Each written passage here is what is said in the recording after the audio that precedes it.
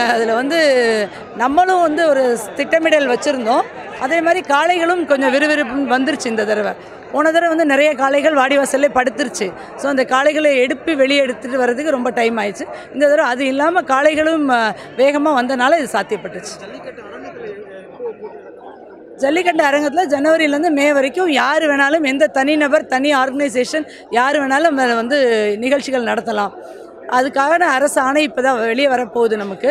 அதன் பேரில் இனிமேல் தொடர்ந்து அங்கே வந்து எல்லா நிகழ்வும் நடக்கும். இன்றைக்கி 52 பேர் இன்ஜுரி, 15 பேருக்கு மேஜர் இன்ஜுரி, மிச்சம் எல்லாருக்கும் மைனர் இன்ஜுரி. மேஜர் இன்ஜுரியில் இருக்கிறவங்களும் அவுட் ஆஃப் டேஞ்சர், ஸ்டேபிளாக இருக்கிறாங்க. மேடம், இந்த 3 ஜல்லிக்கட்டும் அந்த ஸ்டேடியத்தில் நடத்துகிற வாய்ப்புகள் அரசு தரப்பு இல்லை, இது வந்து பாரம்பரியமான அவங்கவுங்க ஊருக்குன்னு உள்ள பாரம்பரியம், அதை நம்ம மாற்ற முடியாது. ஸோ அந்த மக்களுடைய சென்டிமெண்ட்டோடு இணைந்தது. அதனால் இது வழக்கம் போல் எப்போவுமே இங்கே தான் நடக்கும்.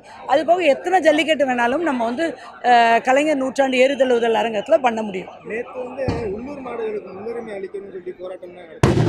அடுத்த வர ஜல்லிக்கட்டில் அந்த மாதிரியான எதுக்காக நடவடிக்கை எடுக்கப்படும்? இல்லைங்க, நேற்று வந்து உள்ளூர் மாடுகளுக்கு வழங்கப்படணும்னு அவங்க கேட்டது வந்து ஏற்கனவே அவங்களுக்கெல்லாம் டோக்கன் வந்திருந்தது. ஆனால் அவங்க ஒரு பயம் என்ன ஆச்சுன்னா 700 800ன்னு டோக்கன் நம்பர் வந்திருந்தனால அவுக்க முடியாமல் போயிடுமோன்ற பயத்தில் தான் அவங்க நேற்று போராட்டம் பண்ணாங்க.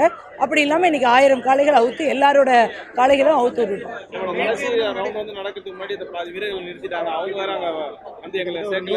இல்லைங்க, நமக்கு டைம்குள்ளே தான் நடத்தி ஆகணும். ஸோ நம்ம 9 ரவுண்டு வழக்கமாக நடத்துறது தான். இன்றைக்கி நம்மளால் 8 ரவுண்ட் தான் நடத்த முடிஞ்சுது. அதனால நம்ம கடைசி ரவுண்ட் வந்து சிறந்த வீரர்களை தேர்ந்தெடுக்கிறது கடைசி ரவுண்டால் தான் முடியும். அதனால நம்ம அந்த ரவுண்டை வந்து நிறுத்த வேண்டியதாகிடுச்சு. இன்னைக்கு துணை முதல்வர் வந்து பங்கேற்று தொடங்கி வச்சிருந்திருக்காரு. துணை முதல்வர் வழக்கமாகவே இங்கே வந்து பண்ணுறது தான், அலங்காநல்லூர் ஜல்லிக்கட்டு அவங்க வருவாங்க. ஸோ அது மாதிரி இந்த தடவை வந்து ஆர்வத்தோடு பங்கேற்று போனாங்க. அவங்களுக்கு முன்வரிசையில் இருக்கையில் ஒதுக்கப்படுறதுல வந்து ஏதாவது மாற்றம் ஏதாவது செய்ய வேண்டிய இருந்துச்சா? ஒரு இதுவும் இல்லைங்க, இது வந்து தவறுதலான ஒரு செய்தி வந்து பரவிட்டு இருக்குது. எந்த இதுவும் இல்லை, நீங்கள் எல்லாருமே இங்கே தான் இருந்தீங்க, எல்லாரும் கண்ணு முன்னாடியே தான் நடந்தது. இது யாரும் இது பண்ணலை, சுமூகமாக நல்லபடியாக நடந்தது. இல்லை, அவர் வந்து அவரோட பையனை வந்து அவரோட இருக்கையிலே இன்னொரு 2 பேரும் ஒரே இருக்கையில் உட்கார்ற மாதிரியான திட்டமிட்டு பண்ணியிருந்தாங்க. அதை பார்த்துட்டு தான் நீங்கள் எழுந்திரிச்சு போயிருந்தீங்க. அதுக்கு வேறு ஏதாவது ஏற்பாடு பண்ணியிருந்தாங்க? இல்லைங்க, நாங்கள் எழுந்தெல்லாம் போகலை. மாண்புமிகு அமைச்சர் அவர்கள் எழுந்து சொல்லிட்டு இருந்தனால ஒரு அமைச்சர் நிற்கும் போது மாவட்ட ஆட்சித்தலைவர் நிற்கணுன்றனால அது புரோட்டோகால் படி தான் நான் நின்னேன். யாரும் என்னை நிற்க சொல்லலை, யாரும் வந்து எழுந்துக்கோங்கன்னு யாருமே சொல்லலை. இங்கே நடந்தது எதுவுமே தெரியாமல் இது கிடைக்கக்கூடிய புகைப்படங்களை வச்சு ஆளாளுக்கு ஒரு கதை பேசிகிட்டு இருக்கிறாங்க. அதுக்கெல்லாம் நம்ம பதில் சொல்லிட்டு இருக்க முடியாது.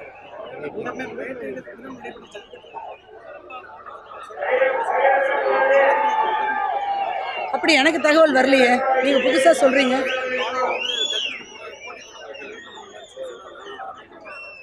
எந்த ஒரு தரப்புக்கு ஆதரவா அப்படி ஒன்றும் இல்லையே.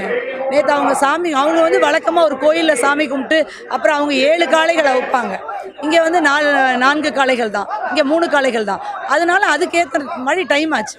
மற்றபடி சிறப்பாக ஒன்றும் வேணும்னே யாரும் டிலே பண்ணல, யாரையும் ஒதுக்கலை, எதுவுமே அந்த மாதிரி எந்த நிகழ்வும் நடக்கலை.